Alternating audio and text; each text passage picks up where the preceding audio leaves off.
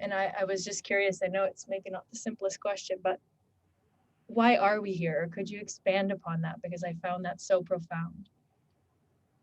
Sure. And I'm looking forward to our conversation. This is going to be fun. So I think, and I'm not an intellectual. I'm not. I when I read, I think about it, but I'm not a big philosopher of any sorts. And I didn't study philosophy. I studied sciences, right? Um, but I've done yoga for years and years. So in that way, I was philosoph- philosophizing. I was spiritual, and just I don't know. This year, I came to this idea, and I've read it since, and different people have said it since, that we are, when we're in the womb, we're one with our higher power. And you can tell that when you look at a baby, they look like they are complete, right? When they're inside, there's this peace in there. It's peace and serenity. And when you come out, you scream. And then here you are in the world looking for that you had at the beginning. I think that we are looking for that, but the only way to find it is to let go of the world, right? Let go of your expectations, let go of uh, the control or needing to fix everything, and listen to your higher power and to see what it is for that day is most important. And so it's good to simplify it back to the 24 hours, because otherwise it's just like, what? It's too profound, right? But 24 hours, and say if it's a really, you know, time of difficulty, the next minute, the next hour. And so you constantly are reflecting back to your breath, right? So you constantly reflect back to your breath, because God is in between the words. And I read, when I first read that, I didn't understand it, but I think I do now. I've spent a lot more time praying and listening to God and mm, asking for His will. And so then when I start my day and something happens, I see it as His will. And that's a oneness, right? Because I'm seeing a reflection of what I need back in the world as it happens. Now, if you're going to be talking about the past, or you can plan for the future, you can definitely plan for the future, but you have to live in the present. You have to live right here, right at the moment, and notice where you are and what's going on around you to see if you're on the right path or not. And you can tell that because if there's, and then if there's a challenge, then I also think that that's something that's given to me. That challenge is given to me, and it's an opportunity for me to uh, find oneness with this person that I'm having the conflict with, or this place or this thing that I'm having a conflict with. And if I can calm myself down, breathe, be present, and respond rather than react, then maybe I can maintain that oneness. And yeah, so that's my initial thoughts on that. I love it so much there. The breath is really powerful. You mentioned that, and staying present, reflection as well. Really great points around self reflection. It's so easy to be externally focused. Mm-hmm. That's right.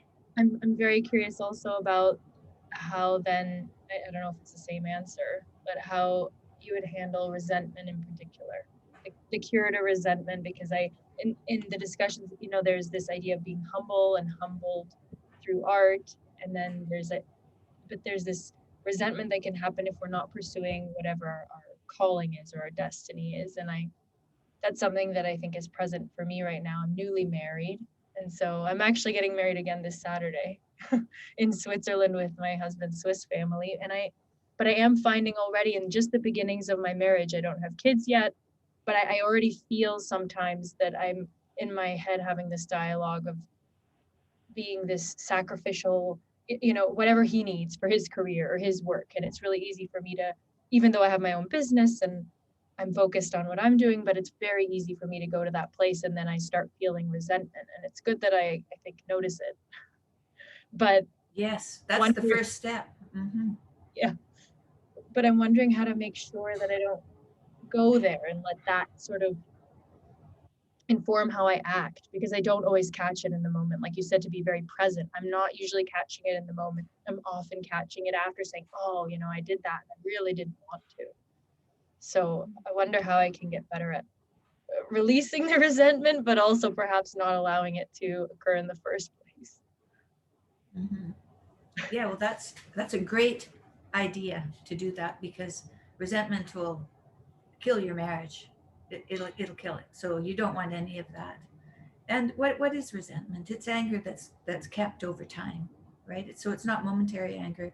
It's anger that is kept in your mind, and you rethink it, uh, and you have to wonder why why you're doing that, because there's different reasons for it. So um, say you're at home, um, you're getting dinner ready, and your husband is supposed to be coming home for dinner, and you're feeling some um, discomfort around the fact that you're the one in the kitchen, right?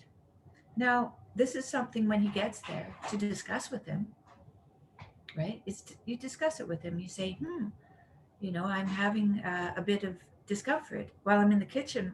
When, before you come home, uh, let's discuss this.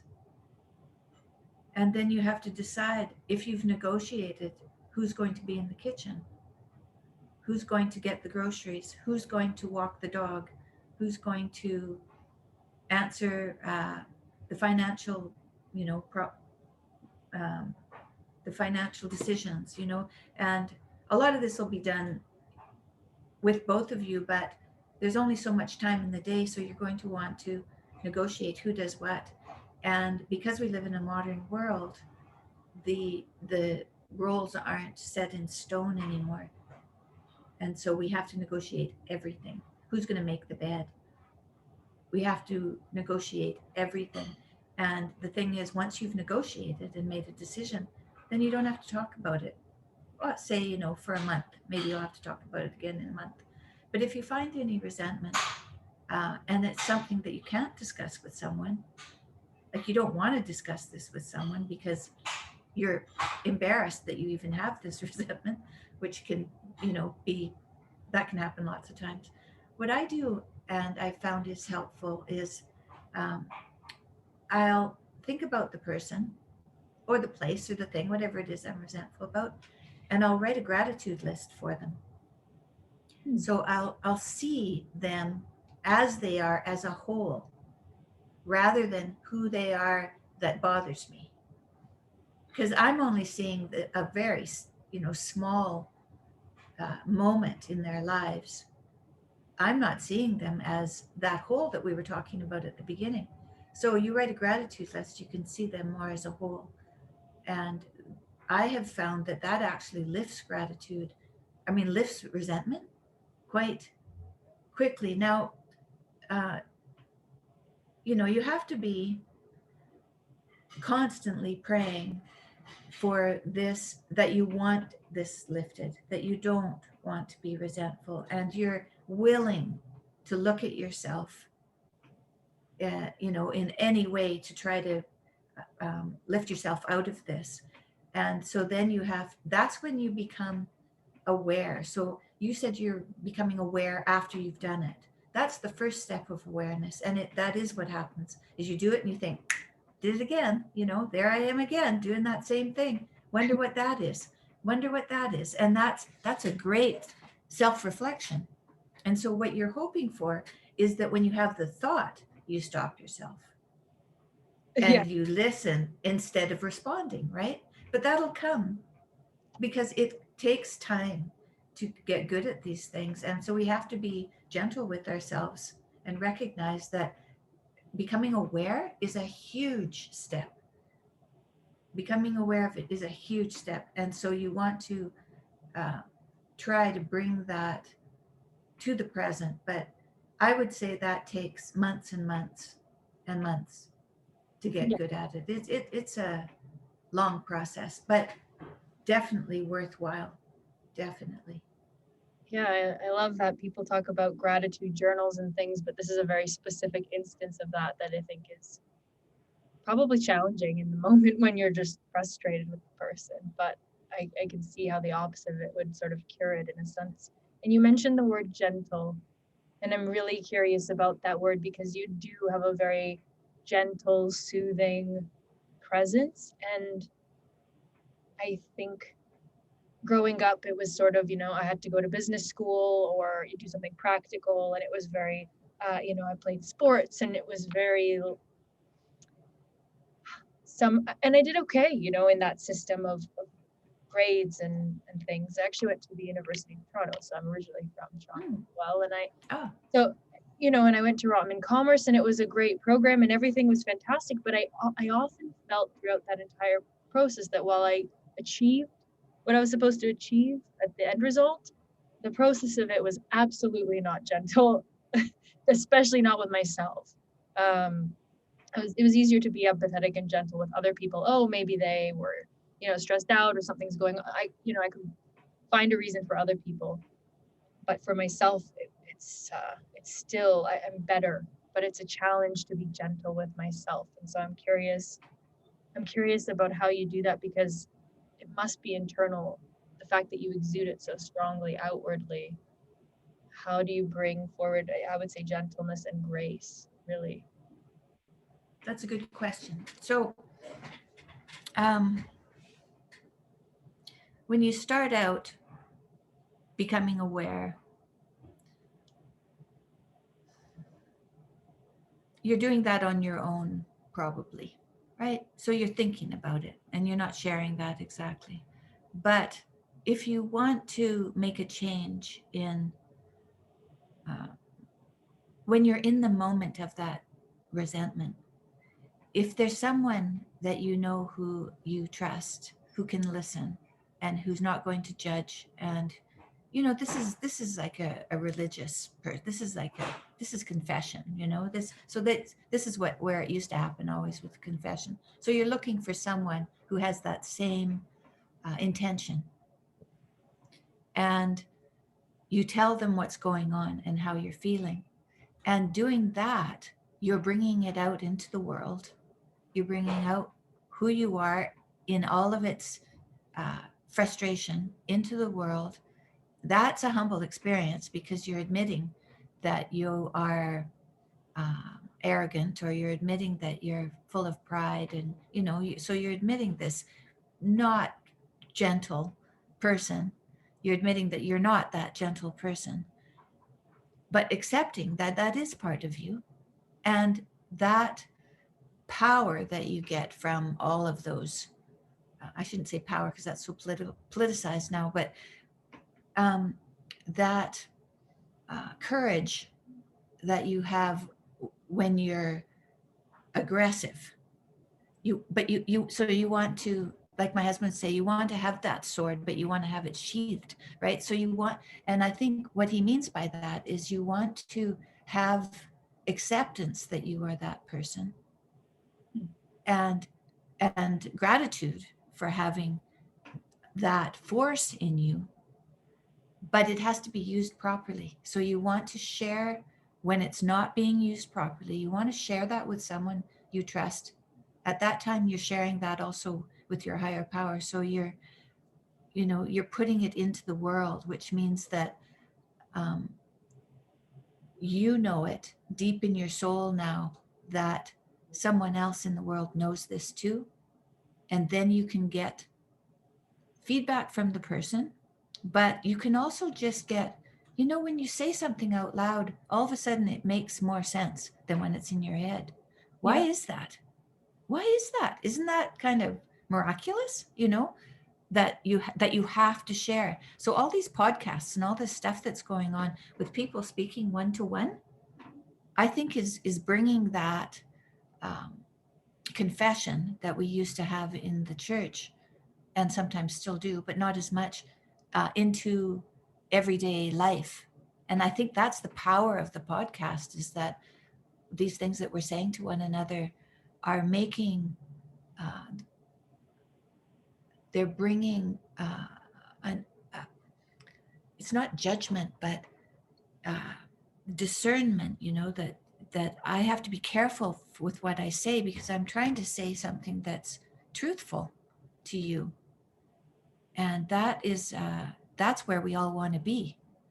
We don't want to be hiding behind our fears and our inadequacies and pretending we're something we're not. So when I was on that tour with my husband, and I was doing all the work that was required, but questioning myself, I could just feel that there was something else that was necessary, or there was something else. I don't know. I didn't know. It was just, that wasn't, what was I doing there? That was my only question. What am I doing here every day, sitting in a theater, listening to a talk, hanging around after, going home? Like, what am I doing?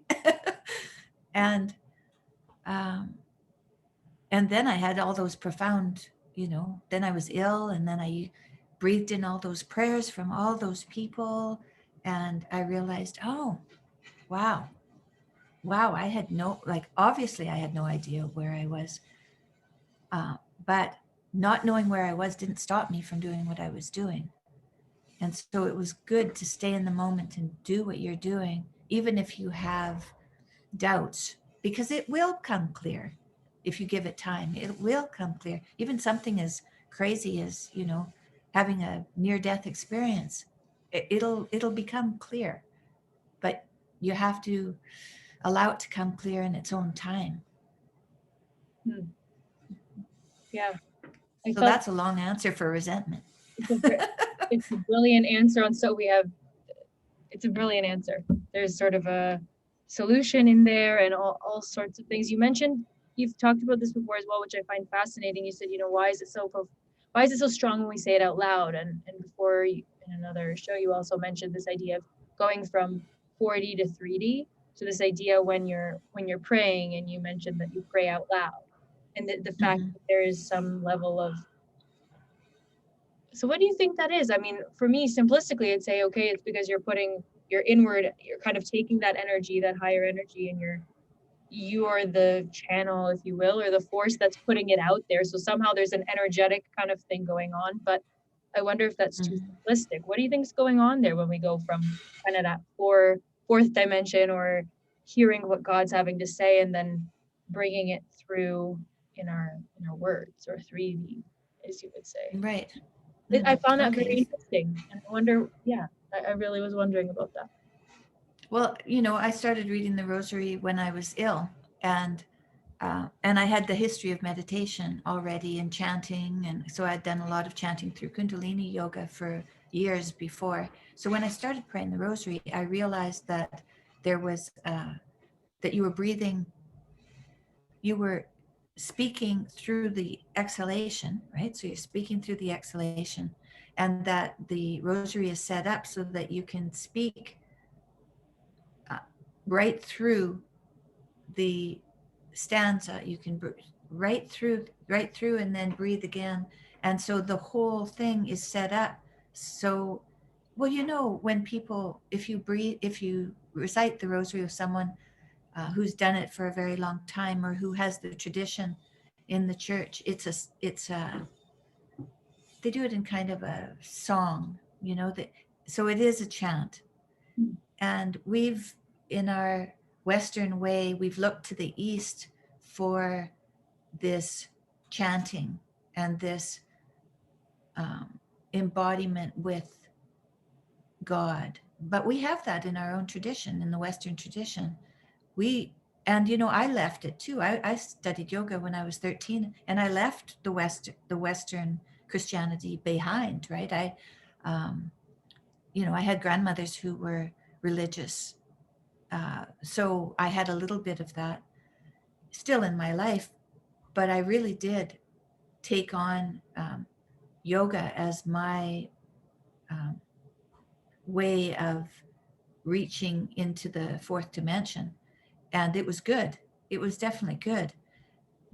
But I did find when I was ill, uh, going back to my tradition that I'd had from the time I was really little, what I was born with.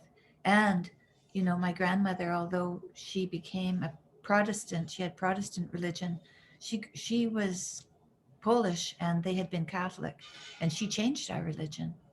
So we had been more steeped in the rituals of the church, because the Catholics, you know, as the Protestants and all of the other denominations have moved away from Catholicism, a lot of the rituals have gone too. And it's those rituals, it's the rituals actually that keep us present in the moment with our higher power. And so that, you know, leaving it behind starts to, it's like taking something, you know, like yogurt, high fat yogurt, and making it non-fat. It takes out Well, all the goodness from yeah, yeah. It's a great sort of metaphor for, I think, what we're doing to a lot of parts of life. It's like, if I see a lot of people, especially during the whole COVID time, where they were really going back to roots in a way, you know, just simplicity, nature, going out for a walk with their dog. Or I think there was an opportunity there in everything slowing down a bit, in that people are adding the fat back to their yogurt, if you will. Like they're they're they're seeking for something more when it wasn't so fast and they were at home. And I actually, there's one thing you mentioned, because yeah, somehow this relates in my head. You mentioned when everything was going on with the tour and things were getting quite busy, and I guess Jordan was becoming more prominent, you had this sense that he was moving away from the family, and this idea that so I'd love to just hear a little bit about whatever you're willing to share there, just in the sense that you also mentioned leaving yourself behind in some instances. And I think it's really easy for us to do. I mean, in Jordan's case, it's a very different, not everyone goes through that level of notoriety, but I'm just curious of this idea of moving away from oneself, moving away from the family. What was going on for you? How did you notice that? How did you come back again, I guess, to yourself? Because I think that's something for me. I also notice this idea of authenticity. I'd like to say I'm an authentic person. I try to just show up as I am, but it's also very easy for me to people please. Like, it's very easy for me to, what does this person want from me? How should I be so they accept me, which is probably a useful thing to some degree. But I'm curious, I suppose, how you notice that that's happening in yourself and others, and then how you sort of reel yourself back in. I think that when how you notice it in yourself is if you're doing something and you're wanting validation from someone else, what you're doing. So if you're giving your opinion about something in order to appear like you know what you're talking about, that's not staying in the present, because you're looking for something in return. And when you're really in the right place and you're communicating with other people, you're doing service for them. You're not seeing what you can get in return, but you're seeing what you can do for others, right? That's a commandment. And so trying for validation for what you do, which is people pleasing, you know, if you're making the beds so that um, so you're making the bed in your bedroom, but not because it's a service to do that and to set it right before you leave the room and go on your day, but you're showing up the other person that's in the house that you're doing what should be done and they're not, right? You don't want to be in that in that position. So you want to be keeping your mind clear so that, am I doing this to be of service, or am I doing this for an ulterior motive? And so you have to be really reflecting on that with everything you say. So you might be in the moment, someone might come to you and they have something that they're upset about and they want to discuss it with you, and you're busy doing something else, but they say that it's important. So you can turn your gaze back to them and be present. Be present for the moment. Give up your uh, whatever it is you think is the most important thing in the day, and that's a service too to someone, to be just be present with what it is they want to say. And then you can say, you know, I'm occupied right now, we can talk in an hour, or we can talk at the end of the day, and I'll give my full attention to you. And so if you do that, then that's a way to stay true and present, so that you're not mucking it up, so that there's going to be later something that you have to talk about in order to undo what you did because you were selfish. Say you wanted to, or I wanted to continue doing what I was doing, so I wasn't listening. So it's best to have the space, you know, to stop what you're doing, to be present with what's going on, to recognize how it can best move forward, and then move forward with that. So, and you don't want to just drop what you're doing to be authentic to yourself, because you are occupied, but you can leave it for the moment and communicate honestly and make a plan. But don't leave what it is you're doing, because if you leave what it is you're doing and then go on your day and think, I had to leave what I was doing in order to do this thing someone else had to do, that's going to lead to resentment. Yeah, back to where we somehow started in the resentment idea. Yeah. Yeah, it sort of makes me think of boundary setting in a sense. I mean, you're saying, Mm-hmm. I'm here for you, we can talk about this, but it needs to be whatever, when work is done or whatever the case is in 20 minutes. Yeah, I think that's boundaries, having porous boundaries. I definitely learning that from your family. And if it's not okay as a kid to say whatever you need, I think it's really, for me, it's been really easy to grow up and feel like I just have to say yes to everything. I mean, it's probably not just a me thing. I'm sure many people, but I can see it in my familial structure, you know, where it's like, just be helpful, just to be kind is to,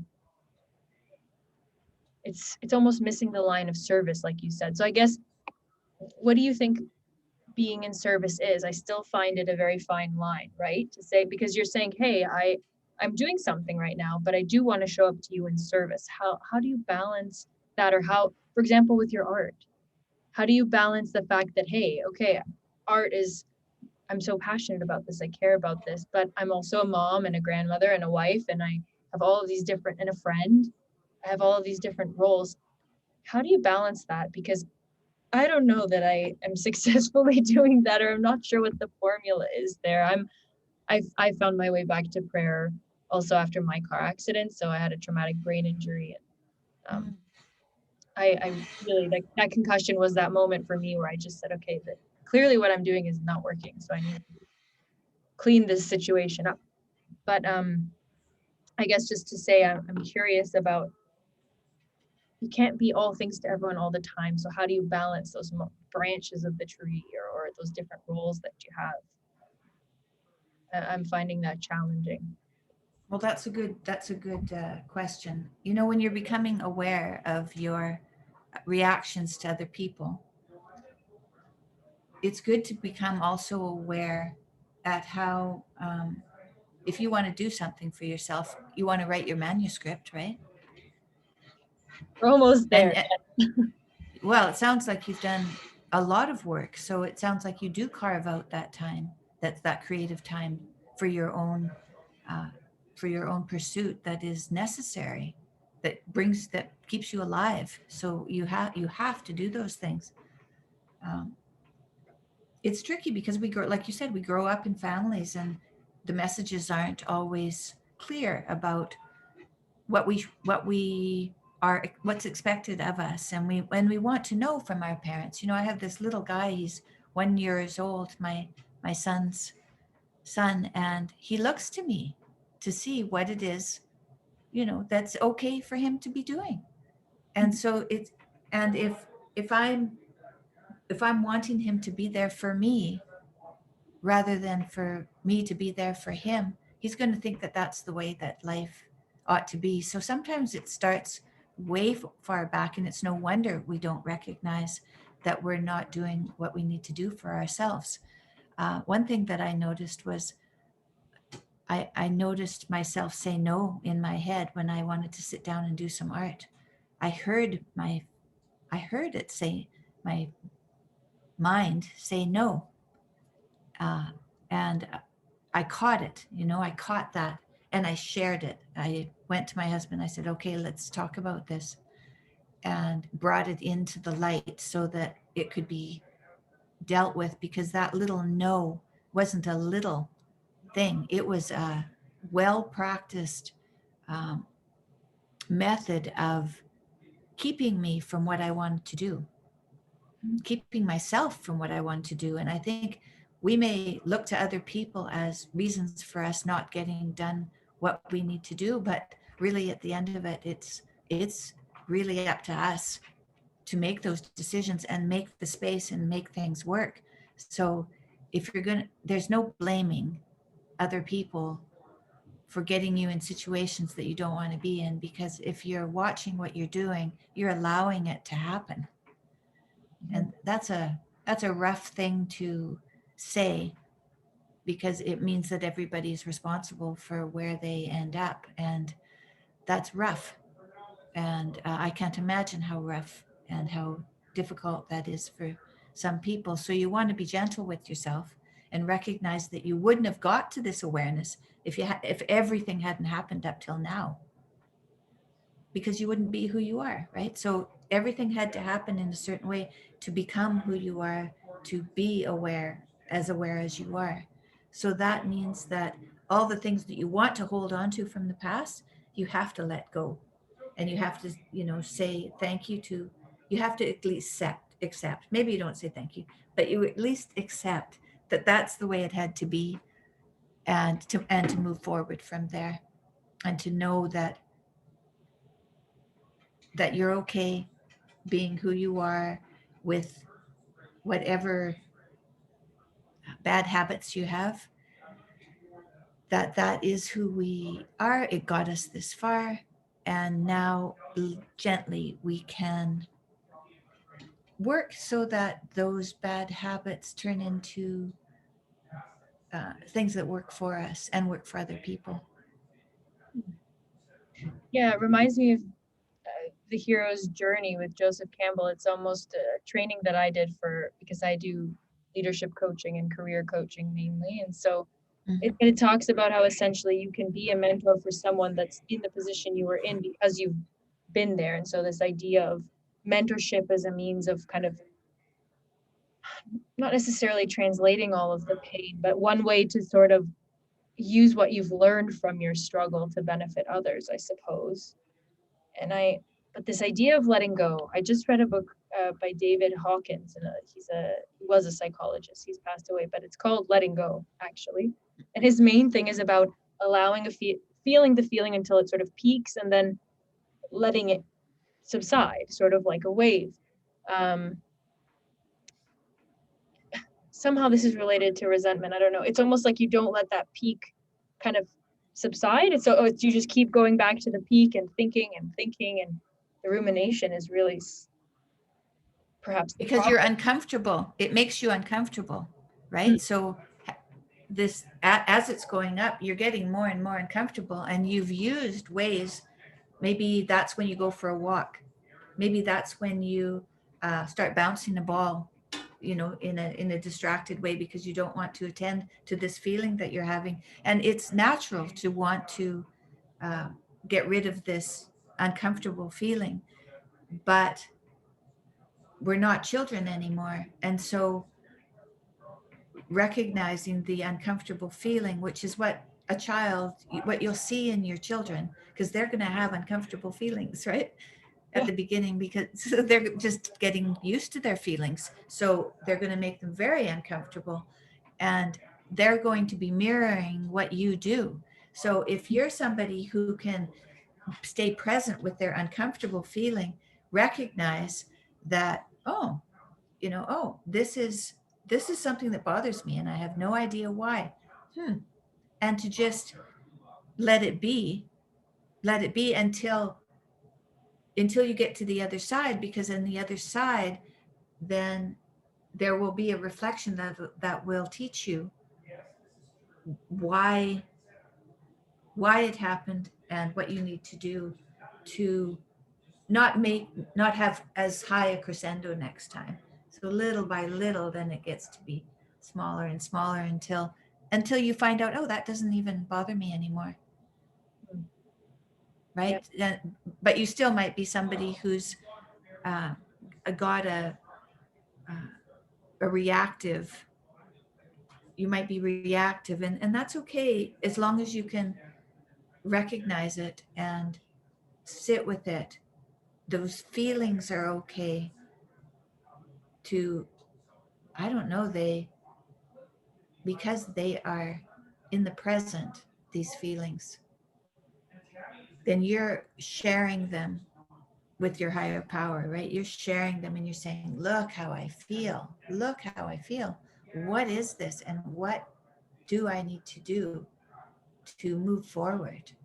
And sometimes it'll take weeks of this uncomfortable feeling. So, I think I may have shared that when my daughter had taken my husband to Europe, to a hospital in Europe, right? And I was left here with my son, like I wasn't alone, but we were worried for him and we didn't know what was going to happen and we weren't there to help. That was a very tricky situation, not to be frustrated and angry, right? Because we were afraid. We didn't know what was going to happen, if he was going to live or not. And my son's wife is from Halifax, and it was COVID, and we needed to. They wanted to go visit and show their new son to her family, but we had to quarantine for 2 weeks. So I suggested, finally, she'd been telling me that she was worried, but I wasn't listening. I guess I wasn't being present. And then one day I was present with her when she said it, and I said, I can go with you. I said, I can go with you. We can quarantine together. I can rent a place for us to stay in for a couple of weeks. And they said, okay. And so we went there. It seemed so simple, but anyway, we went there. We quarantined in a beautiful place right by the ocean. It was just so lovely. And I was thinking about my husband and my daughter. And I was angry that my daughter had to take him away. And so there was resentment there. And I was like, oh my goodness, there's resentment there. This is no good. And I spent that whole 2 weeks walking and meditating and trying to let it go. So I was telling my higher power, I am ready to let this go. Please show me a way to let this go. It's not useful. It's not going to help me. And eventually I did what I told you earlier. I wrote a gratitude list for her. And within like a couple of days, the resentment was gone. And it was a profound resentment. I mean, and I was still in the middle. I still didn't know if he was going to live. And I was still trying to let go of any resentment that I might be feeling that would be blocking me from being in service the best way I could. Because we were in such a precarious situation that if you were going to be having ulterior motives, who knows what that would do and how that would go and how it would turn out. So you just got to be so straight sometimes, all the time, but you got to be so straight so that you don't warp reality. You don't want to warp reality. You want to be straight with it. And you recognize when you're not going to be straight, accept that you're not straight. Realize that you've come to a place where you don't need that anymore and you want to let it go. So you ask your higher power to let it go and wait for that to happen and be aware of what's happening so that you can be a present and maybe get an idea of how to let it go. It's not obvious. It's really not obvious. So it's a tricky undertaking. Yeah, absolutely. Especially in a life-threatening situation. I mean, it's not. I think biologically we're looking out for threats, and if there is indeed a decently serious threat, it's, I think, difficult to come to that place of peace, inner peace, or reckoning with that feeling. I can't even imagine, I guess. And you mentioned waiting. I find that interesting. You kind of letting go of control. I think it's also really easy to want thinking that we have some level of control. I find myself, if I get into it, and then that's something I've been very present to lately as well, where it's just like, oh, I have such a small speck of control in the grand scheme of everything that's going on, that it almost makes me laugh when I think I can control bigger situations. So I wonder, I mean, I know you've had a few examples of this, so whatever you're comfortable to share. I don't know if it's about your life-threatening situation, or what comes to mind for you, but I'm curious about this idea of control, the ego, or the self-will, that we're trying to direct our lives. I mean, certainly for me, God really is what allows me to just have faith and say, okay, like, I've got to put this up to you, because I don't see the way out right now. So I guess two things. How do you best do that? And then also this idea of waiting. Because of course I can feel impatient, right? It's like, okay, I've put this up to God, now what? Like, I feel like I'm just hanging here a little bit. Where are you? Where's this answer that I'm looking for? And I know it's God's timing, and we can't, but I'm just curious how you kind of wait that out in such a challenging situation like the one you just described. How do you stay patient and release control? Yeah, it is, controlling and fixing are something that often, well, that goes along with codependence, right? Controlling and fixing, and wanting to be the person who makes things right always. And when you're in a situation where it's very complicated, it's very interesting to relinquish control. So you take yourself back from that. Then you can see the other people who are trying to control. And it's funny because that was the situation that I was in when I was ill, and that was the situation I was in when my husband was ill. So that's the situation we're in, really. We're still in it. I mean, it's today, and he's not feeling too bad, but I'm here, and I still have no control. I have control over what I do and what I think and what I say, and that's where my control ends. And bringing us back from being that person who the one that other people can depend on because we have the answers if they ask us. But if they don't ask us, like I have two kids who are grown. I'd love to tell them how I think their lives should go. And I used to think about that. Oh, yeah, spend my whole morning thinking about that. What a waste of time. So think of all the time that you get back when you're not, you know, thinking about what you can do in someone else's life. And all you're doing is avoiding something that you have to do in your own life. So usually it's very interesting because as soon as you find yourself thinking about someone, then you look around and say, what is it that I was supposed to be doing that I'm not doing? What is it that I'm hiding from? Or, what is it that I'm running from, putting off? What's difficult in my life that I'm not facing? Mm-hmm. Mm. Yeah, that discomfort again. You mentioned this sort of with the letting go of this. It's again an uncomfortable feeling, and so we divert our attention. It's like, oh, that's Yeah. I don't like this sensation. Okay, what are you doing that I don't like, so I can pick that apart instead of myself. That kind of idea. Yeah. Yes. I Yes. mean, Well, and then, so then it's okay, put it to God in some sense to show you the way, because sometimes I had this really interesting moment yesterday. I was at a spa actually the whole day because I just said, okay, enough. I need to be alone and just put myself straight, as you kind of said. And I did this walking, these Turkish baths where they have cold, hot, and it's just up to your knee. And so I was standing there, walking through very slowly, and I just said, God, what is the answer? Like, where am I supposed to go? What is it? And then I was going one step at a time, and I just heard one step at a time.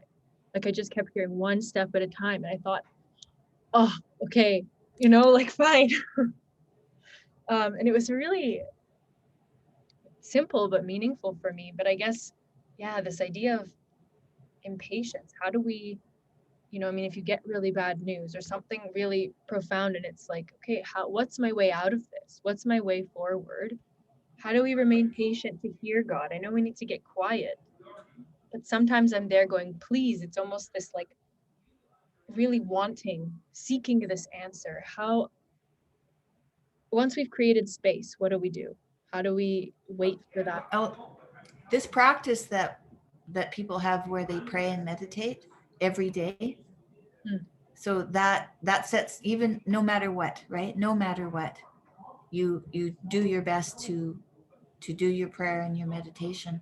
Then it that's brings you to the moment. It brings you to the moment no matter what is happening, and it gives you time to have insight. It gives you time to have insight, because sometimes, but even say you have a car accident, right? So you have a car accident, say Yes. it's a fender bender, right? Uh-huh.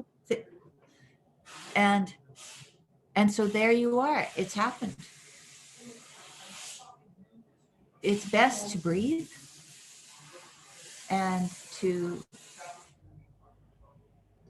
sit and to reflect and wait until it's obvious that you should make a move.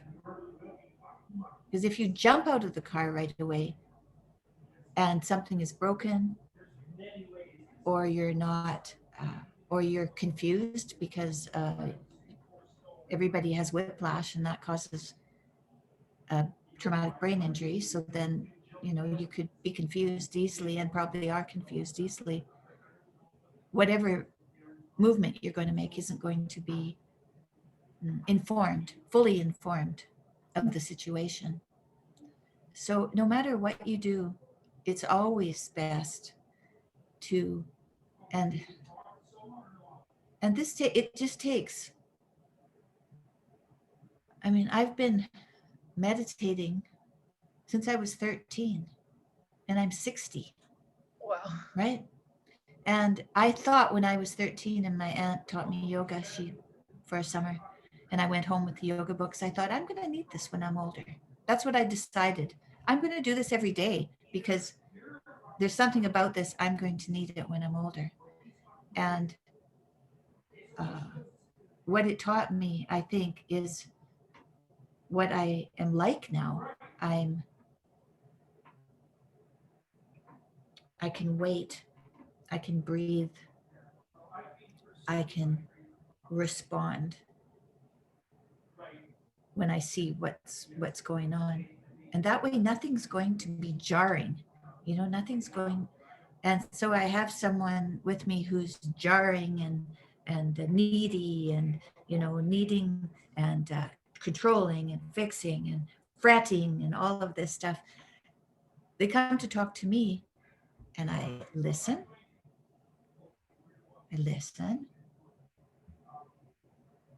I ask how I can be helpful. So that brings them to the moment. If they're doing all of this, then if I'm saying, what can I do? Then all of a sudden it's something in the moment. So that's all you want when you're with people and the things aren't going well. It's okay, how can I be helpful? And then have that conversation that is present, and make a plan, and all of that stuff. Put your feet back on the ground at least as much as can be done at the moment. Put your feet back on the ground. And then when you do have the conversation, it'll fly again.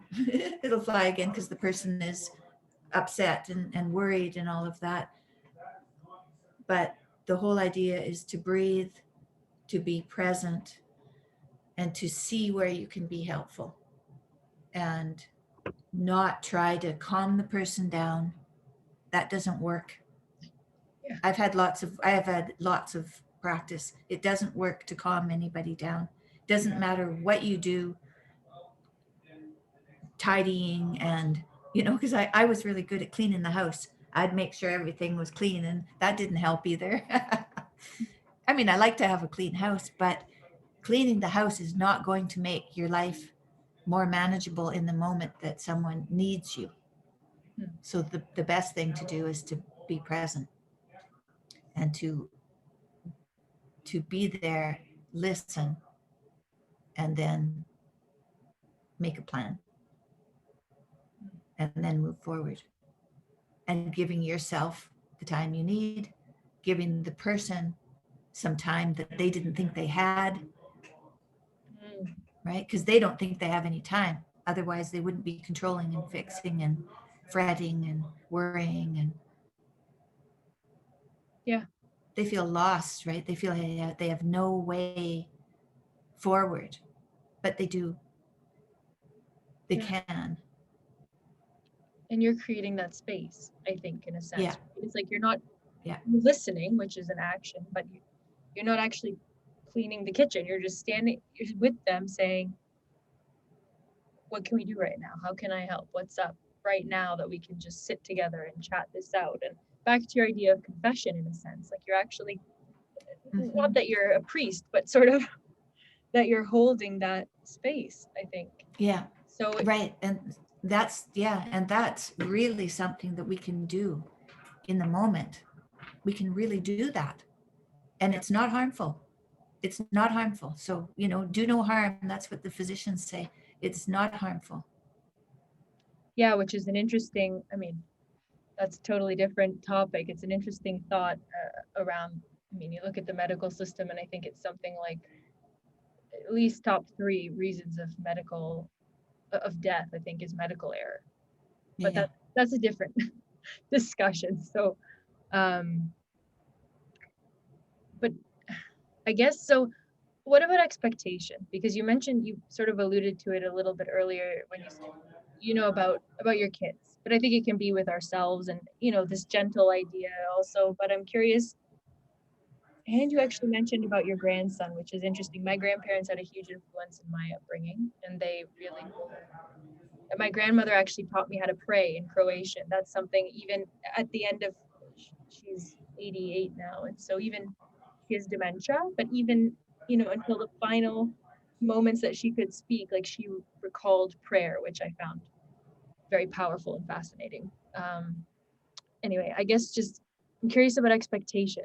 I mean, as I said, I don't have kids yet, but I think it's really easy to place them on your kids or your partner, friends, on yourself. I mean, everyone, because we want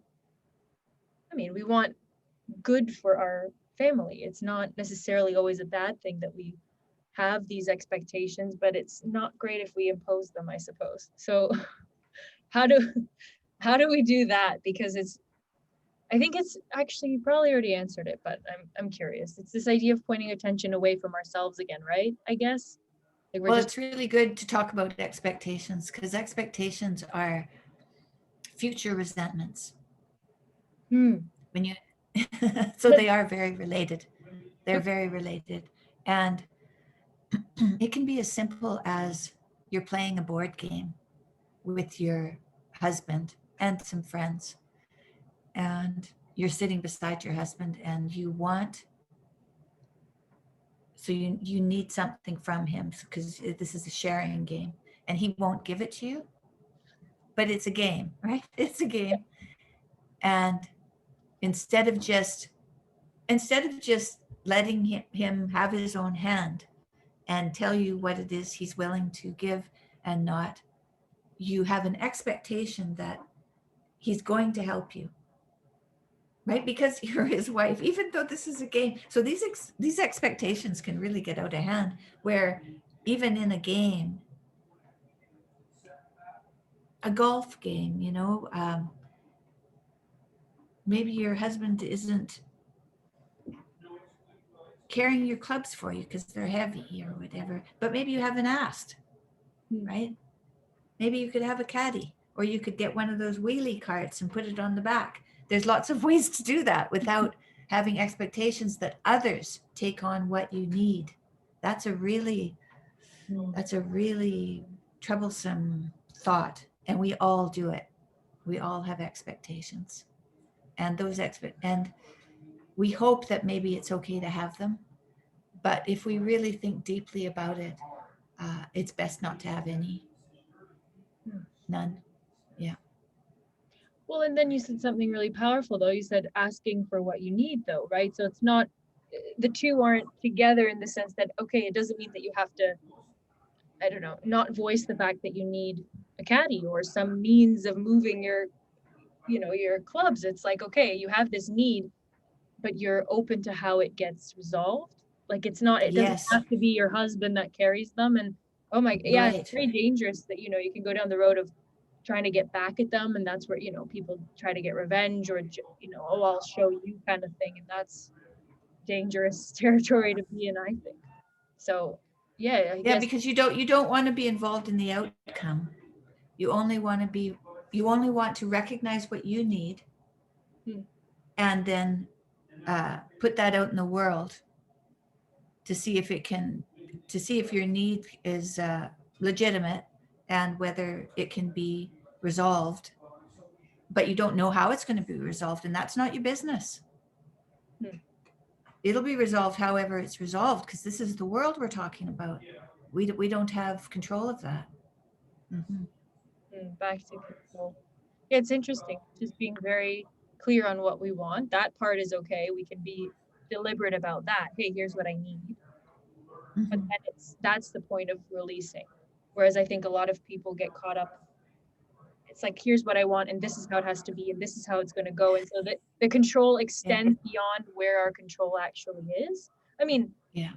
you know, it's definitely a line. I can't, the wisdom to know the And then difference, you know, yes, like, exactly. Well, there's all these people that are trained in the world. So there's lawyers, and so if you have a problem and you need it fixed, then instead of trying to control it and fix it yourself, then you go to someone who is trained to do the work that it is that you need and have a conversation with them so that you can see possibility, and don't block yourself off from sharing what it is that you need. Spread it around the world so that you can be more likely have success. Yeah. So really, that's one thing I really learned when I was ill, was that although it was my illness, it wasn't. I thought it was my illness. I oh, thought I thought I was suffering with my illness. I wasn't. Everyone who knew me, everyone who knows me, was suffering with my illness. It wasn't mine personally. And it was something that was happening to me for sure, but it wasn't mine. And if I'm not aware of the impact of that, on the broad impact that that would have on everyone, then I'm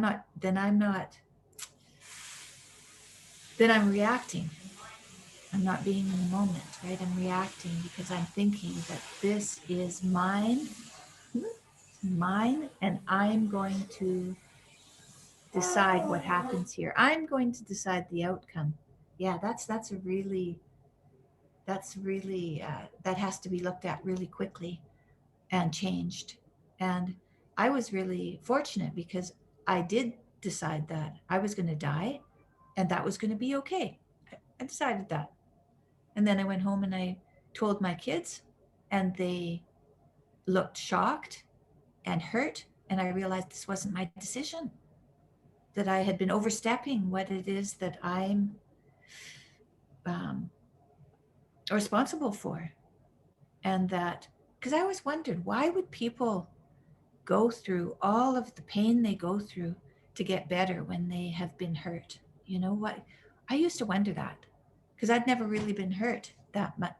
So I just didn't know what it was that would motivate people to be, to do what they could, whatever they could, to still be there for their loved ones. And that was the moment that I realized that that was the only answer for me, was I had to let go of the outcome. Whatever the outcome was up to God. And all I could do was be grateful for the moment and be grateful for everything that was occurring as it went along, whether it worked or not. Because whatever the outcome was going to be, I was going to be grateful for. And I decided that if I was going to die, I was going to be grateful for the life I had and the moments that I had up to my death, that this wasn't going to be something to fear, that this was going to be, uh,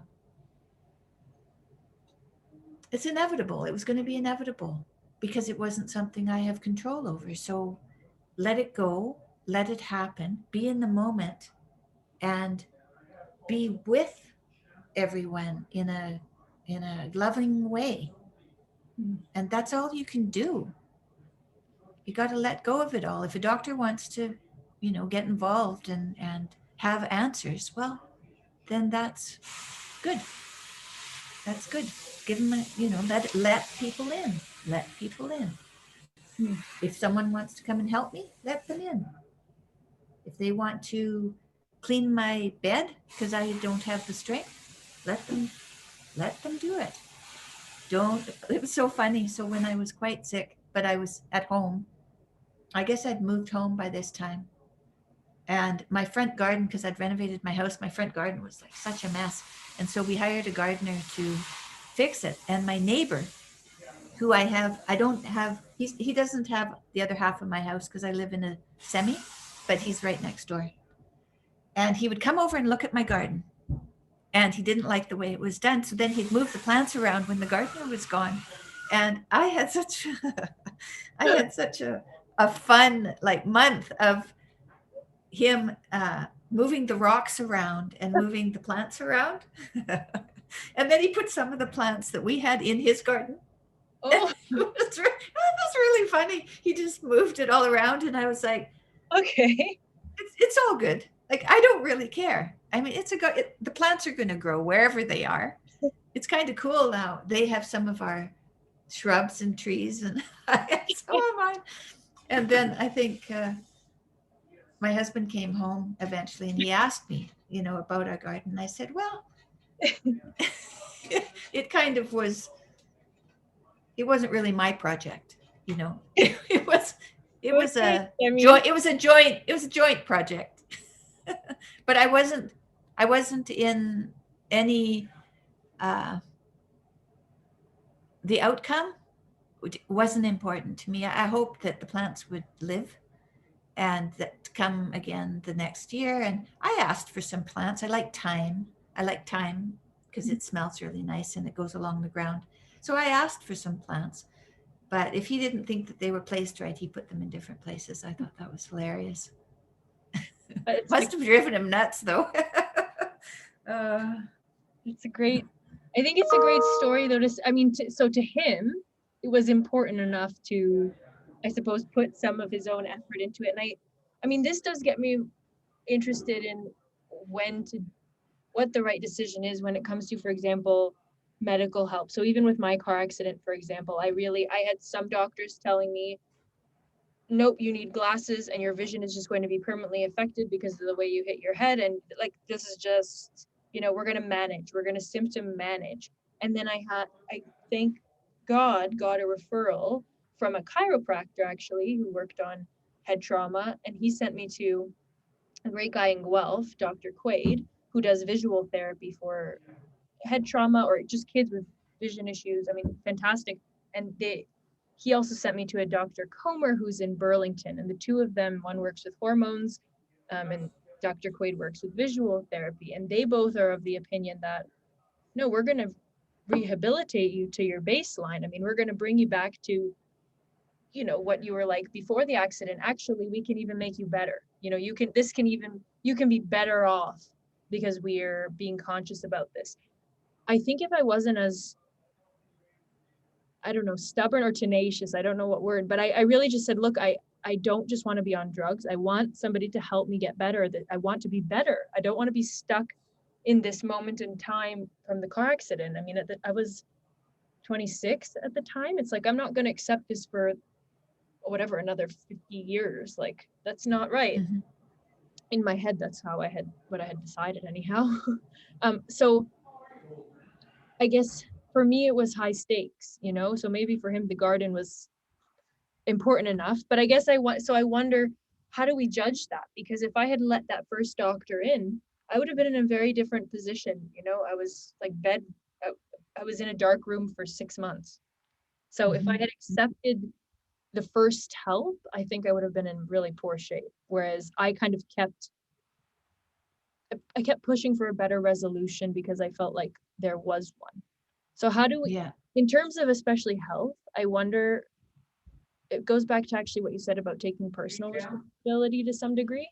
So I'm just Mm-hmm. curious about that for you, because I know you did a guided visualization and you really took it upon yourself to some degree to try and influence also before your surgery, if I have that correct. Well, I got I went to 3 different hospitals in 3 different parts of North America to talk about what the plan might be.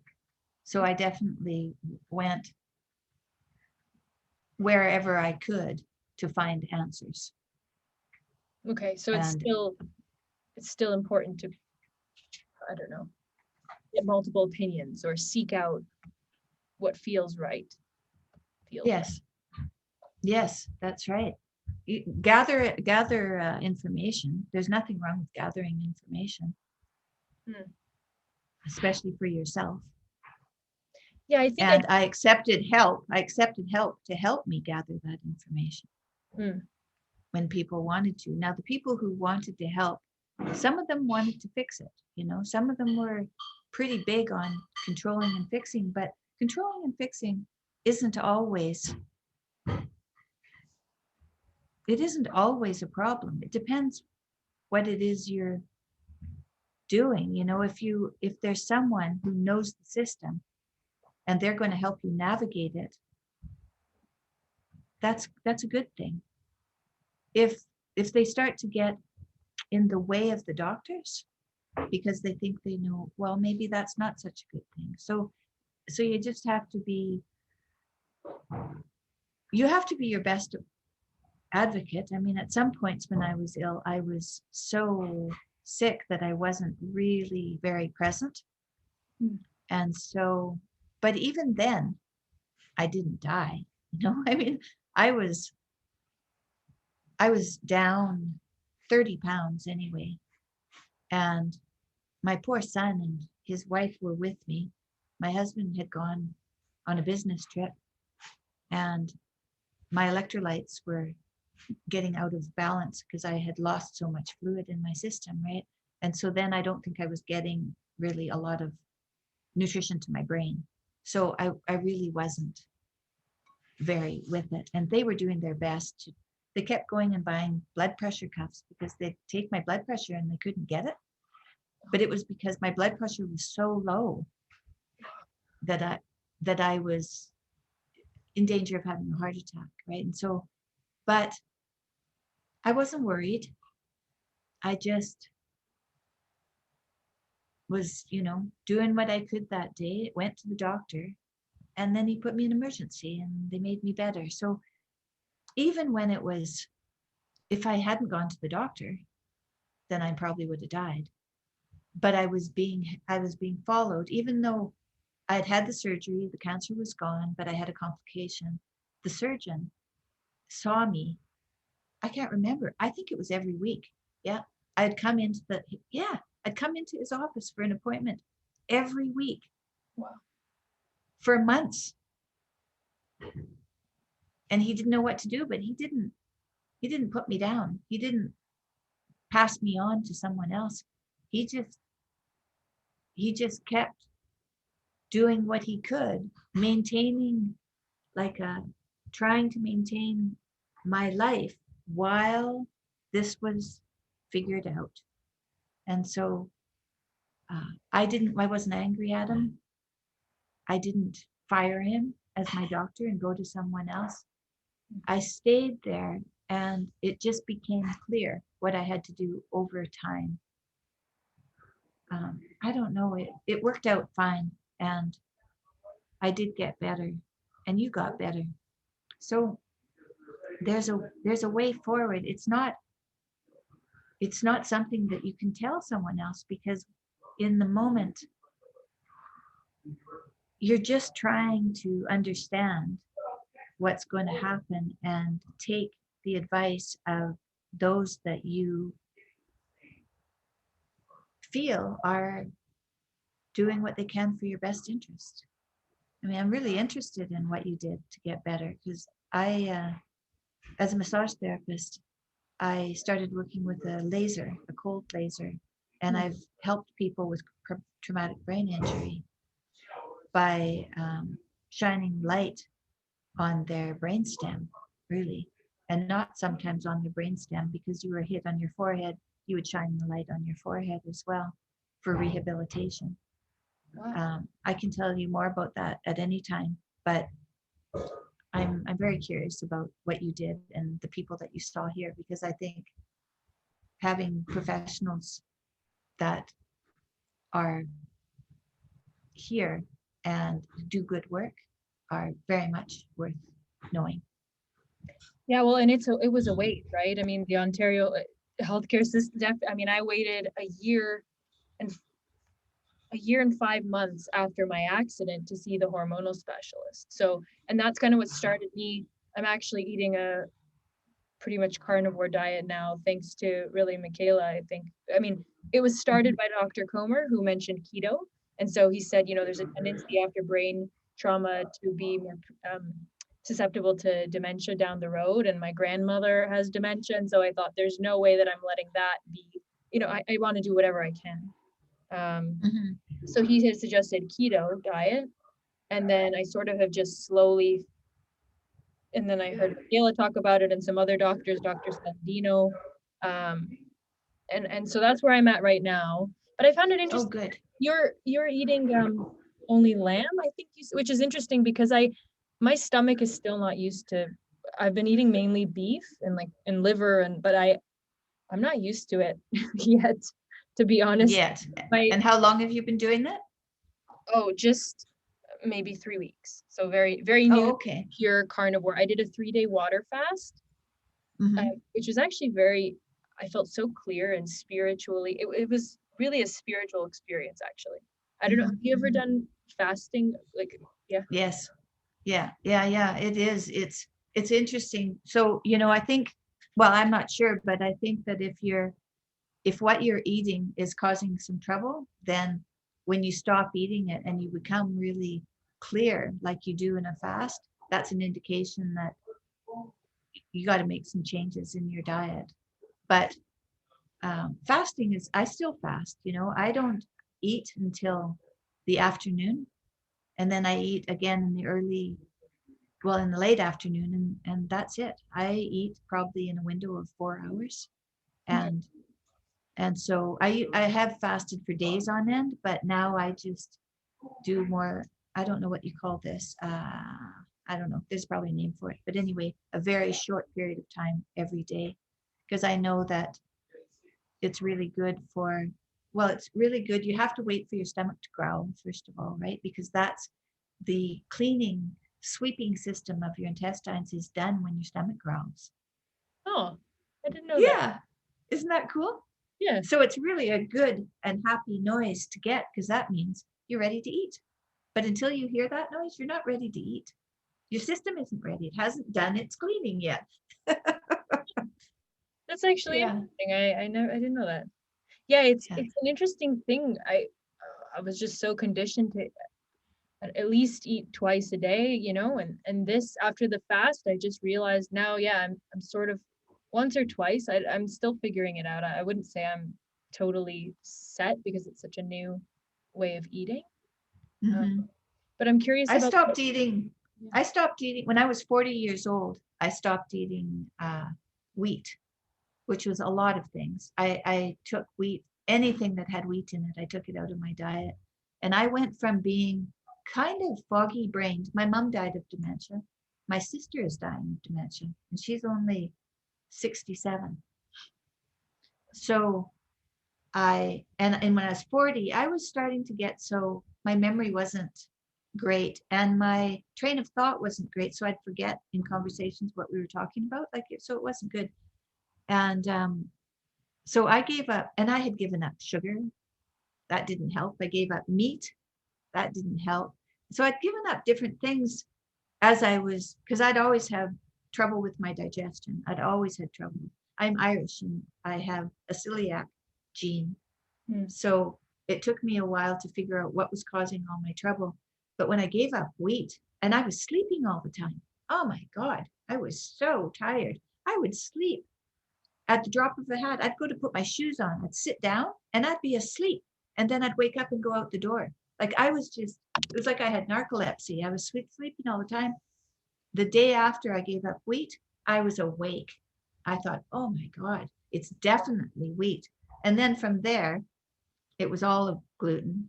And then it was all the sugar. And so, by the time Michaela had changed her diet, I had cut back on many, many things that I was eating.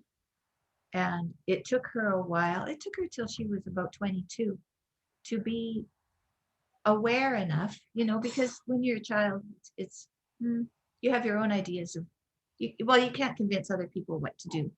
And so once she was 22, I took her to a naturopath again. I'd taken her to many, many people she called quacks. And and I took her to this one person and she said, they want me to eat lemons. And oranges had always given her arthritis. So how were lemons going to work? So that's when she decided, I'm just going to eat broccoli and chicken. And so she went back to just eating those two things, and many things started to get better. And that was her first indication that maybe diet has something to do with it.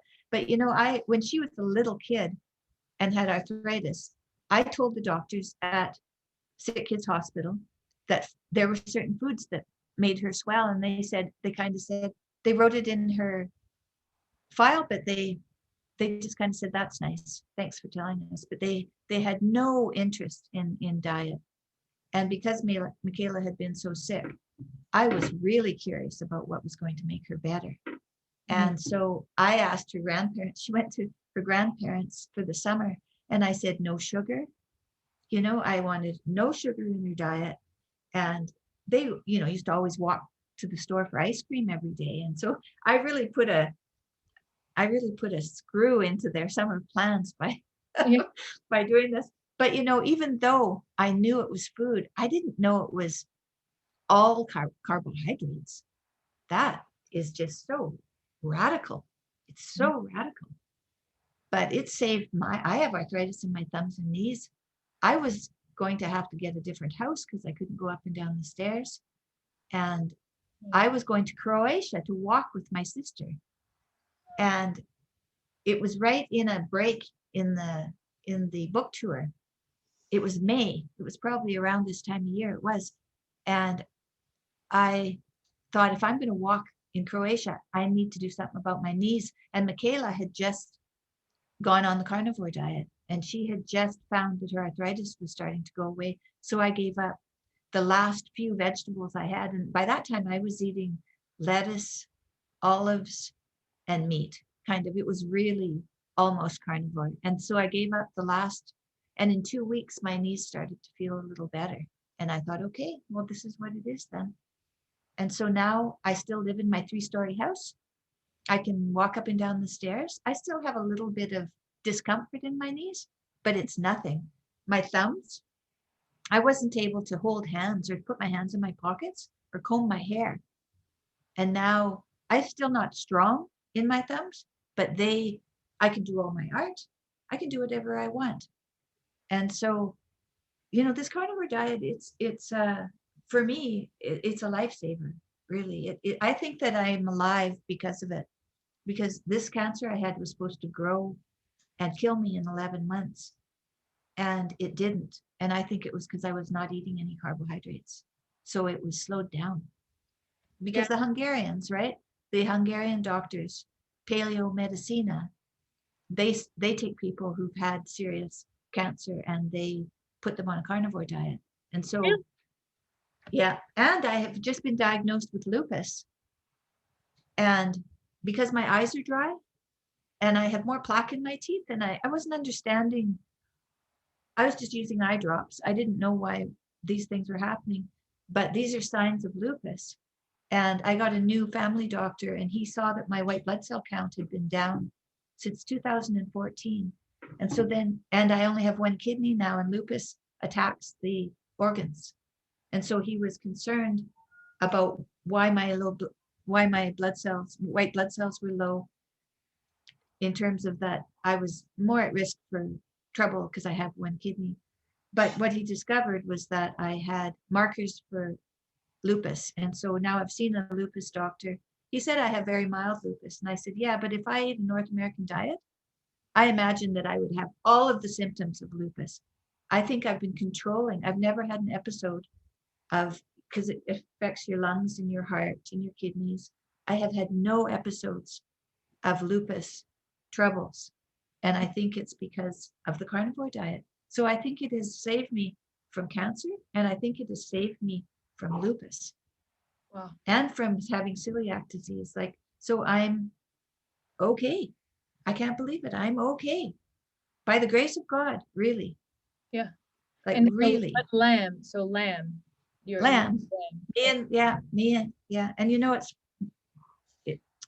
so Jesus is portrayed as the lamb, in there. And now all I eat are little lambs. And I don't know what to think about this. It's just it's so, uh, I don't know. Life is very strange, and you never know where you're going to be and what's going to happen. And you just have to take it one day at a time. I think that's a great send off to take it. I mean, there's so much more I'd love to hear, but I think that's take things one day at a time is probably a lovely final Yes. final note, I It's think. so nice to talk to you. It's really, really fun. And I Yeah. wish you all the best with your marriage and your health. And the carnivore diet is a great it's a great diet. And I can't say, I've said is what I could say about it. I think that it's a life-saving move.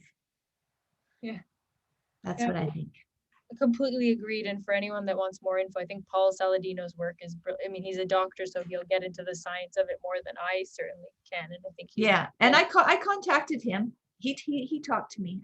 I had a couple yeah. of consultations with him. Yep. Yeah. So he talks through the sustainability piece because of course there's the argument of, it being unsustainable to eat animals. Yeah. But so he's, I think, more of the source to sort out that. Yeah.